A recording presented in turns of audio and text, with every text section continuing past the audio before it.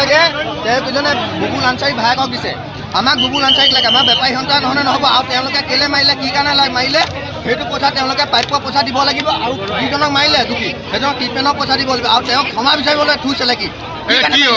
প্ৰথম অৱস্থাত কেনেকৈ ঘটনাটো ঘটিল আহি দম দিছে আমাক খিলঞ্জীয়া মানুহ অসমীয়া মানুহ বেপাৰীক আমাক কেলে দিব অশ্লীল মাতে ব্যৱহাৰ কৰিছে কি কাৰণে কৈছে আমি বেপাৰী সন্তান নামানো আমি এতিয়া সদৰ থানাত যাম আমাক লাগিব আৰু যিকেইজনে মাৰিছে বুবুল আনচাৰী বুলি কোৱাজনে অহা নাই এতিয়ালৈ তেওঁ ভায়েক আহিছে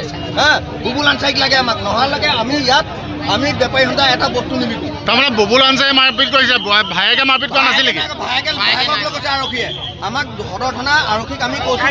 আমাক এঘণ্টাৰ ভিতৰত বুবুল আনচাৰীক লাগে ইয়াত মিয়া মানুহে ইয়াত অসমত নচলিব ভাইকৰ নাম কি গম পায় নেকি মালিক কি হৈছিলে কি জনাব কওকচোন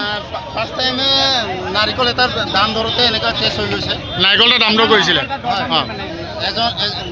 এজনেও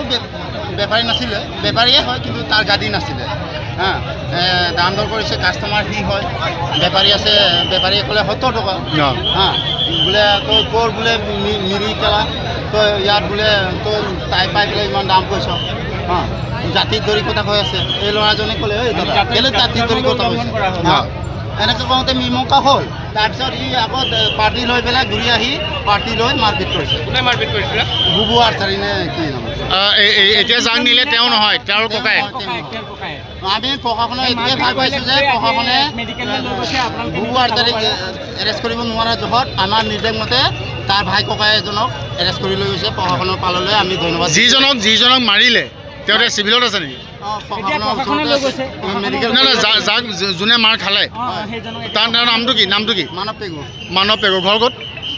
কলিয়াগাঁও দক্ষিণ কলীয়া গাঁও মানে কলবাৰী ফালে নেকি কলবাৰীৰ ওচৰত এতিয়া কি ক'ব আপোনালোকে আহ্বান কি জনাব মানে আমাক ন্যায় লাগিব যোনজনে মাৰপিট কৰিছে সেইজনক আমাক ৰাইজৰ আগত উলিয়াই দিব লাগে নহ'লে প্ৰশাসনে তাক এৰেষ্ট কৰক প্ৰশাসনলৈ আমি দিবলৈ বিচৰা নাই যাতে আমাক ৰাইজৰ আগত এবাৰ তিয়হ কৰাব লাগে আমি চাম ভুল কৰা নাই ক্ষমা এটা খুজিব লাগে তাৰপিছত আমি যাতে আমাৰ আগত